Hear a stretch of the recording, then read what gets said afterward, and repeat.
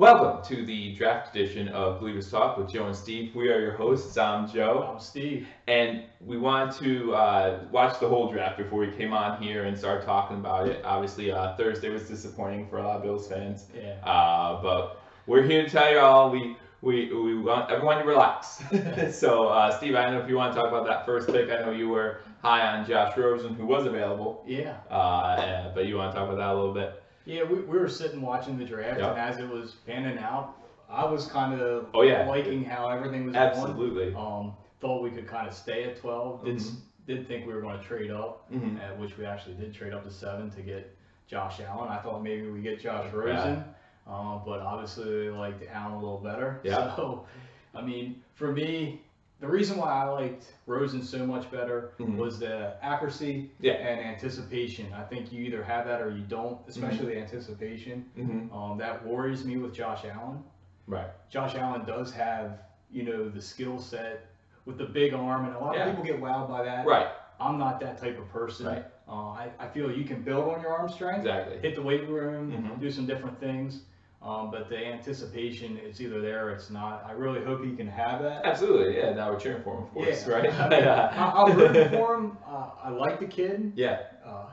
It'd be great if he can be the savior. Right, absolutely. The size is unbelievable. He's what, 6'4", 6'5"? Right, yeah, he's a big guy. 235. Big guy. So he's a big dude. He can take a pounding. He did in Wyoming. Seeing some of the crazy plays he made there.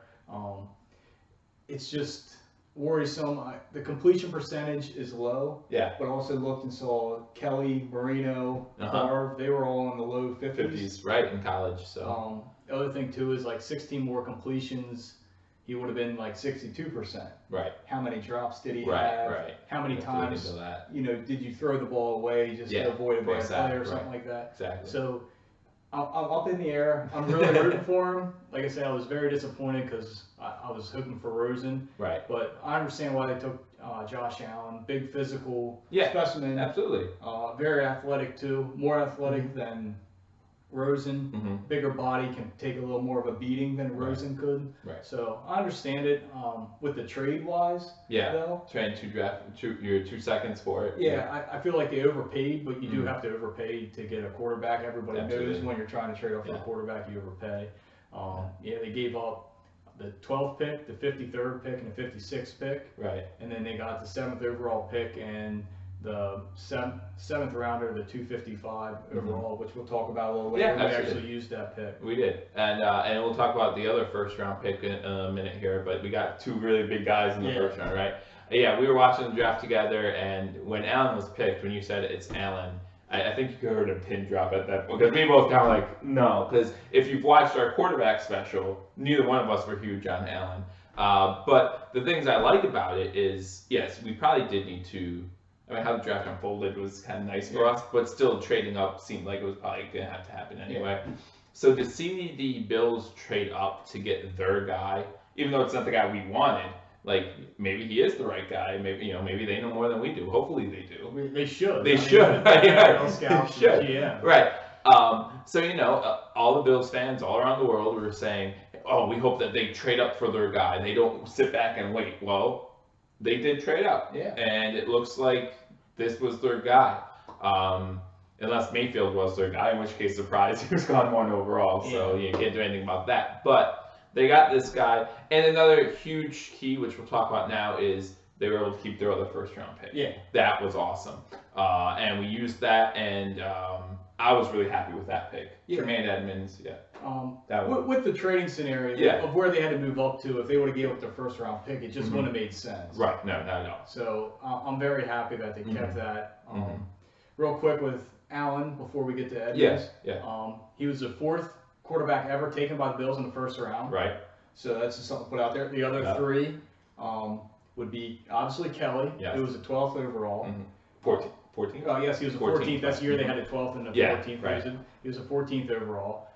They took J.P. Lossman in 04. They traded back in the first round to get him. Yep. And then they took E.J. Manuel in 13. Right. And then they actually had the 16th pick or something like that. They traded back to get him.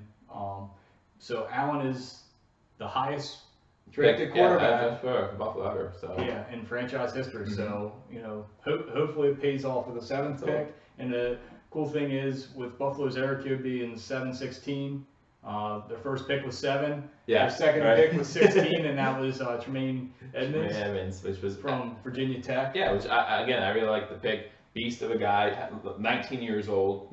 So he has a lot of potential to grow. We don't even know what his ceiling is yet. So I'm really excited about that. But linebacker, Steve, you have more about like where he's possibly going to play on the team. Yeah, he can play inside, outside. I think they're starting him off at inside. Okay. To fill that Preston Brown absolutely. role. He's going to be way more athletic than Preston Brown. This kid can fly from sideline to sideline. He can make all the big hits. He did say at Virginia Tech he did communicate some of the signals in. He said they ran a no-huddle defense. Okay. And he didn't call all the plays, but he would communicate with the defensive line and the secondary, stuff like that. So it'd be interesting to see where he fits in with that leadership role. Hopefully he can take that over and be that middle linebacker. Because then we can keep Alexander outside, the strong side, for rushing downs or something like that. But it's going to be really nice now when we go into a nickel package. You have Edmunds and Milano, two very athletic linebackers, and Edmunds is kind of going to be like where Luke Kuechly that Carolina has. Absolutely. This is the most important position for McDermott on defense. Right. Yeah, and it's key, like you were talking about too, not to just get a linebacker who plays well, but we did need that leadership quality. Someone who can call out the plays, because you need that, especially in the linebacker position, because he's kind of in the middle of defense. He's the one reading everybody on the offense, saying, okay, this is what we're going to do. So, big guy, another big guy. Right? He's like 6'5". Yeah, so we like the big guys here. Yeah, like 250 or so. He's a big dude. Seeing him and Allen walk into the Bills facilities is kind of mind-boggling, because then you see everybody else kind of standing around, much shorter and small. and another thing they talked about on the air while we were watching is, this is the type of guy who can cover Gronkowski. You know what I mean? Like, he can get Gronkowski, and that's a big thing when playing in New England twice a year, getting after those big tight ends, because we all see how New England likes their tight ends. And who's not to say even once Gronk is gone, they're not going to try to get another big tight end, right? So that's a big key. We did have to trade up for him. I didn't know if you want to talk about the trade a little bit. So we had the 22nd pick.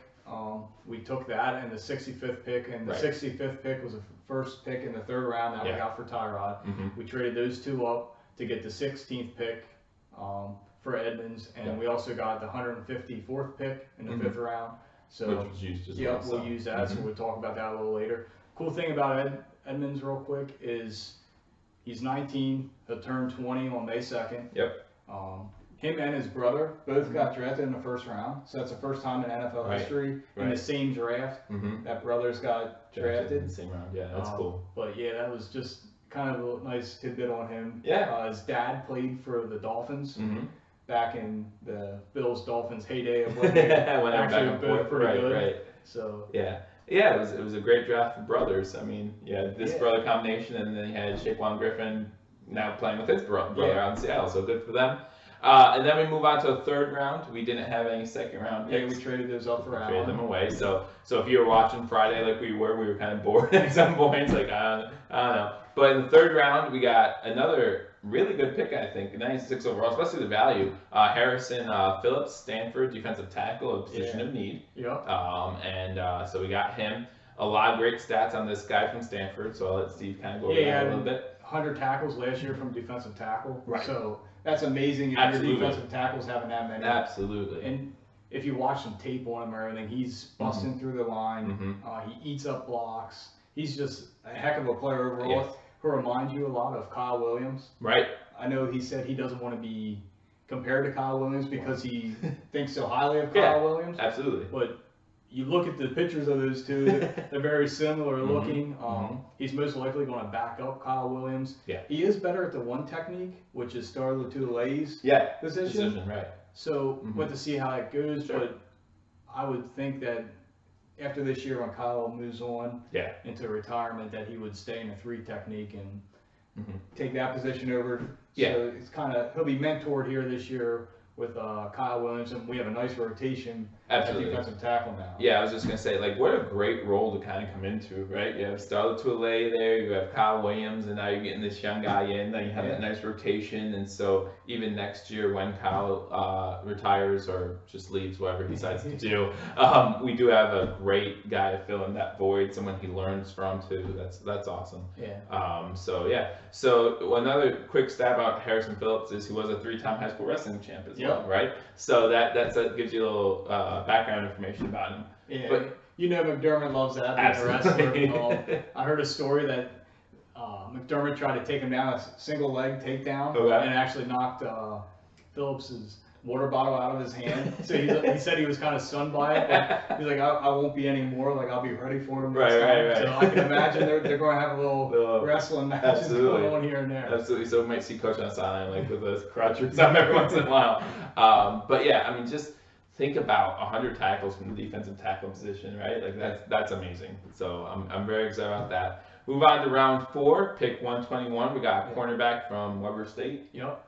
So you can talk about him a little bit. Taron Johnson from Weber State, like you said, corner. He's most likely going to compete for the starting nickel position with Philip Gaines, who we signed in the offseason. He's a zone corner that can tackle, which McDermott likes. Absolutely. And he even quoted in his press conference that it's kind of a lost art to find corners that tackle. So that was the big thing on Johnson. Yeah. He was a 4-year starter, and he was an All-American. Okay. Yeah. Right. 2017. I mean, he's had a lot of playing time. Was a smaller school. Yeah.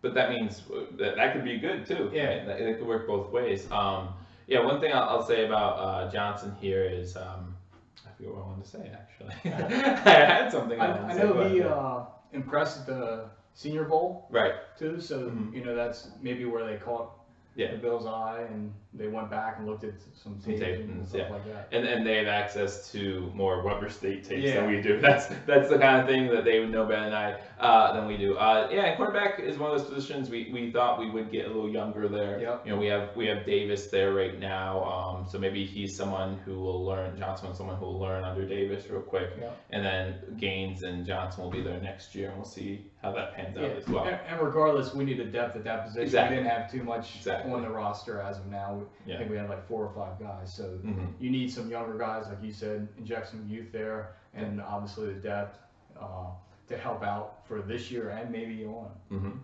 Now we move on to the 5th round, and this is another position that I feel like we're comfortable with, but again, we can get younger at this position as well, and this is why we'll take someone in the 5th round. And that's with the 154th overall pick. We picked Taron Neal from Jacksonville State. So I don't know if you want to talk about him a little bit. Yeah, he's had experience at linebacker, cornerback, and safety. He's most likely going to play safety for the Bills. And we do need some depth there. We have Poyer and Hyde, and then we signed Raphael Bush this year. And I believe there's another guy on the roster. I can't think of his name right now. But basically, this is a good pick as far as depth. And obviously he's very versatile. And if you get to look at all the Bills draft picks, it's a theme. That's what the Bills like, and they might get knocked about that. But if New England drafts a player and it's like, oh yeah, he's versatile when he plays, like nobody knocks them. So this is very nice. The more you can do, the better off you are, especially in the NFL when you only have 53 guys on the roster. He's a hard hitter. Which is a benefit if you're going to be a safety. And obviously, if you played linebacker before, you better be able to hit somebody. So. But I don't see him playing any linebacker unless it's probably in like a sub package or maybe something like that. But just to get some more athletic on the field. But he's most likely going to be safety. And when you're going into a game and you have 4 corners and 3 safeties, it's nice to have him. At least now you can have a safety that can come down and play corner if you're in dire need. Absolutely. And this helps, we don't talk much about special teams, but he played some special teams, or he could play special teams, and that helps us out in that regard as well. So getting younger again at that position.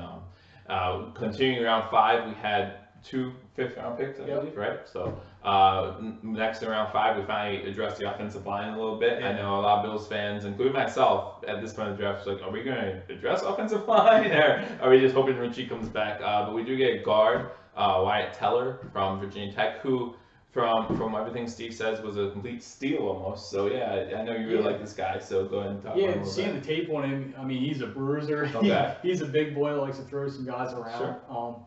Some people I saw had him rated as a 2nd or 3rd round pick. Okay. So for us to get him in the 5th round, that's awesome. Absolutely. Yeah, it's a steal. Mm-hmm. The reason why he did fall a little bit is in 2016 he played like a top 50 pick. Okay. 2017 he kind of took a step back, and that kind of dropped him a little bit. This is the pick that we got from the Darius trade. Right. So just to mention that quick. Yep. As a freshman, he came in and had a 600-pound squat. Okay. That's incredible. That's a lot. I don't know what his final squat was, but I saw it tweeted out there that he had a 600-pound squat as a freshman. That's just crazy. Yeah. He gave up 4 sacks in college in 1,358 pass attempts or pass blocking snaps. Okay. So he gave up, out of that 1,358, he gave up 4 sacks, which to me is pretty incredible. That's pretty awesome. Yeah. Yeah. And those 4 sacks, we have a big quarterback now, so he'll be able to get out of those. And hopefully move around, right? Hopefully he doesn't get hit. Yeah. But, you know, that's just, for me, that's pretty incredible to give up 4 sacks. Yeah. And then, you know, the tape on him of what NFL Network showed, and if you look it up or stuff like that, on YouTube, you can see him like throwing guys around and just mauling some people. So he got a little bit of an attitude, which is good That's for good. a run blocking guard. He did play tackle, and he actually, when he first went to Virginia Tech, he started out on defensive line. So it's nice that if we get in a bind, especially, there's usually about 6 offensive linemen active for a game. Right. He can play either guard or tackle, but most likely he's going to start out and be a guard. Again, going back to that theme of versatility, right? Right. Guard, tackle, either way, we can plug them in, and that's awesome. Now, our next 2 picks were both wide receivers, which kind of threw me off. I'm not a fan of, and this is just a personal thing, that I'm not a fan of back-to-back picks on the same position. Yeah. Now, this late in the draft, it's not as big of a deal, right? You just want to fill a need, and this is a spot where, again, you and I both agreed this is a need that we had, a desperate need. But 6th, 7th, best available, go ahead and take them. Yeah. So in the 6th round, 187 overall, we picked up wide receiver Ray McLeod from Clemson. Yeah. I don't know what you know about him, but he's a slot guy. Yeah. Probably mostly special teams. As I like the ACC, so I got to watch a lot of Clemson games, and they're on TV more than most teams anyway, because they've been pretty good here. Yeah. But every time I watch a game, you hear about Ray McLeod and how much excitement he brings and stuff like that, but he just never really took over a game. He did a lot of things like sweeps and some stuff out of the backfield. They used him kind of very similar to like a Tavon Austin. Okay. Not the speed wise. Right. I mean, I think he ran like a 4.5 40 or something, 4.5 4 or something like that. Okay. He's 40, but he's one of those guys that's probably going to be a core special teams guy, returner, slot receiver. I'll be honest with you, I don't even know if he makes the roster. I think our 7th round pick that we'll talk about here in a second has a better chance than McLeod, but I mean, at that time, obviously maybe they thought they could see what happens. He hasn't really stayed healthy at Clemson, so maybe they're thinking if they can get past those health problems that he can be something special. Yeah, and we talk about the draft as a crapshoot, and it is, right? From rounds 1 to 7, it's a complete crapshoot. But when you talk about the later rounds, especially, like, you're just picking up filling what could potentially be a need, right? And so you're picking maybe a special teams guy, something of that nature. So it's really tough. I mean, it's easy to think about some names now because as you're watching the draft, every time a pick came up, they're like, names from before that you should have gotten or something. But like you said, usually these later picks, especially when you get to like around 5, so even into the 4th round before that, you start seeing some guys go earlier than what you think they should go because they're fitting a team's system. System, right. A need and a system. Yeah. That's why you see some guys drop a little bit or get overdrafted is because they're what those teams feel are the best for their system. They might not be the best at that position, but they're best for their system. Right. Yeah, and that's what's up. I mean, that's a perfect example for McDermott too, because we thought Preston Brown was going to be a highly sought after free agent, right? Well, he wasn't. Why is that? Because Preston Brown, a lot of things that he did well was because of the system he was in, which I should say Leslie Frazier and McDermott. But But yeah, so we'll see what happens with this guy, and then we move on to round 7. The gentleman you were talking about probably having a better shot to get on the team. Wide receiver Austin Proehl, yeah, from North Carolina. So yeah, I don't know if you have any information on him really. He's the son of Ricky Proehl. So if nobody knows who Ricky Proehl is, look him up. He was a slot receiver for the at that time St. Louis Rams when they won the Super Bowl. He did play for Carolina, and he actually coached at Carolina with McDermott and Bean from 13 to 16.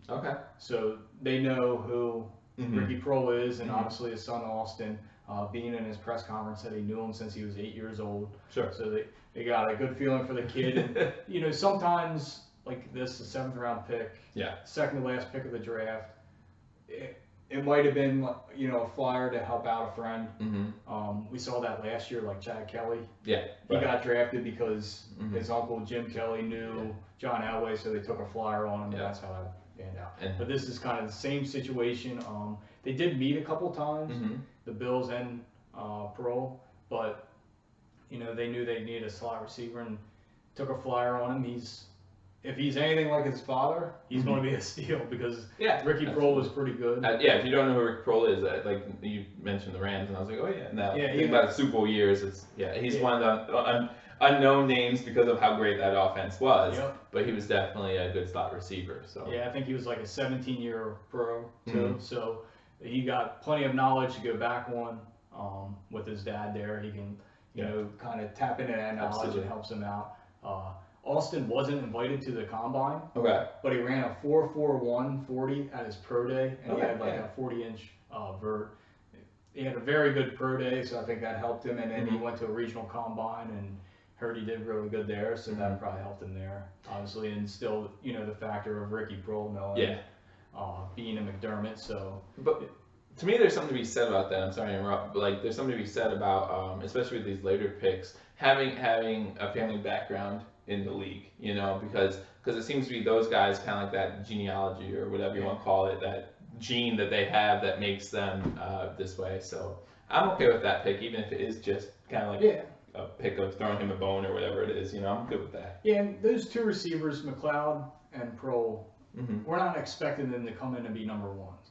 We're expecting they're going to come in and fight for a slot position, which we need help. Absolutely, yeah. Especially we didn't re-sign Tate. We didn't re-sign a couple of slot guys we both liked. So yeah. I mean, they're both quick guys, so that helps with the speed. So everybody's saying we need a speed receiver. There you go. There you go. Other thing too, it helps with Allen if they can get separation. His accuracy doesn't have to be perfect as long as he can get them the ball. So we'll go from there. But you know, you get two guys that are quick in space and stuff like that, can make openings. It'll help out, hopefully, Allen or McCarron, whoever it is, the quarterback at the time. But another quick thing is we did sign some undrafted free agents. And they're probably changing as we speak now. As soon as the draft's over, you're free. It's basically open reign on all the rest of the players in the playing pool.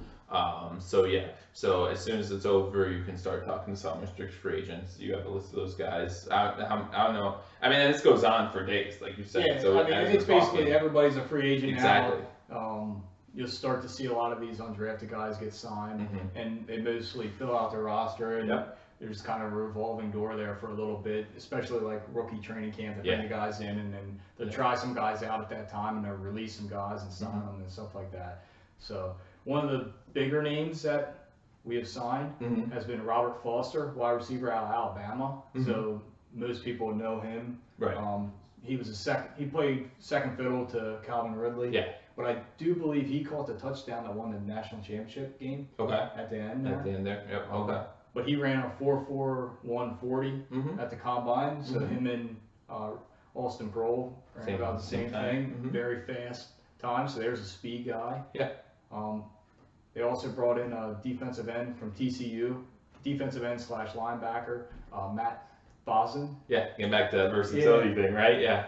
So we'll have to see where that kind of fits, where he fits in, if he sticks around or not. And then kind of a unique name, offensive tackle out of Arizona.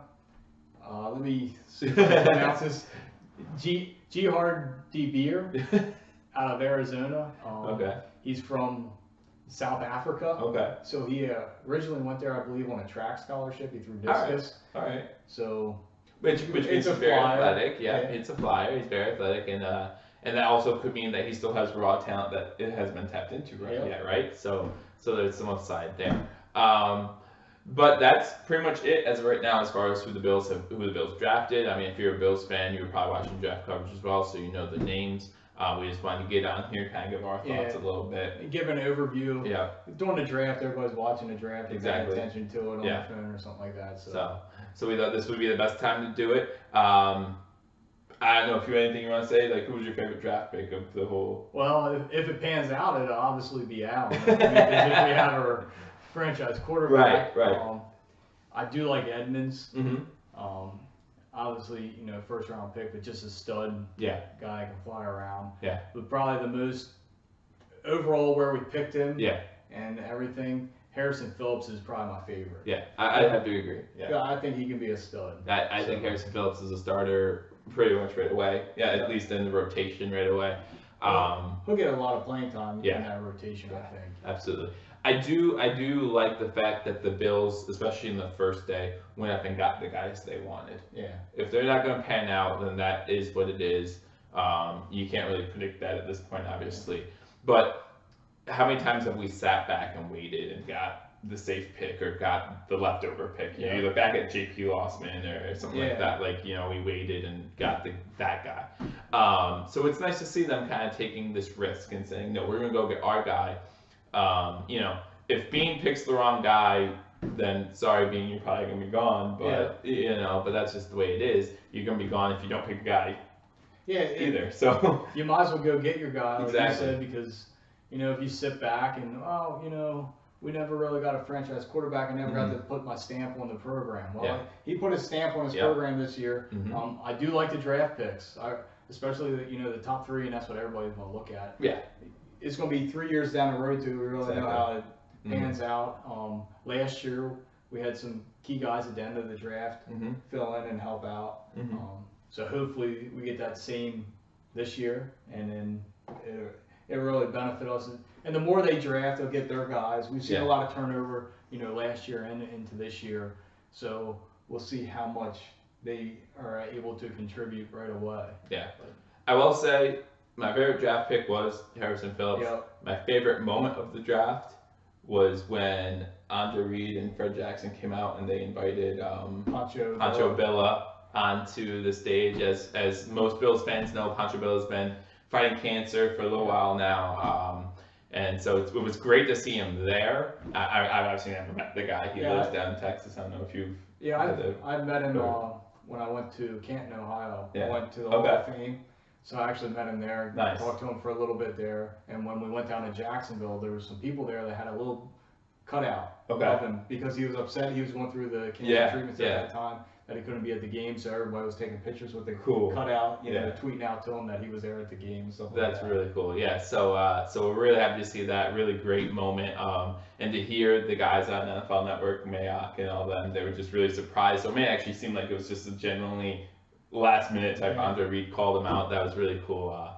So that was a really cool ordeal. So, but that's all the coverage I had. I don't know if you have anything you wanted to add. I think that's about it. That's about it. I'm just excited to see how these guys pan out. Exactly. Absolutely. Hopefully, Allen kind of proves me a little wrong here with the accuracy, but we'll have to see. Yeah, I know a lot of Bills fans are upset about Allen. I know we were when it first happened too, but let's give the guy a chance, right? This is Bills Mafia, so let's give him a chance. Let's show him what we're made of. Let's get behind our guy, because whether we like him or not, he's our guy now. Yeah. He's our guy now. So that's all we have. So we will be back here for more coverage. We will do a show when we have a full roster to talk about roster positions and things like that. So we'll be back here. So if you are interested in Bills content, big, small, we have everything right here for you. So if you are interested, please subscribe to the channel. And until next time, go Bills. Go Bills.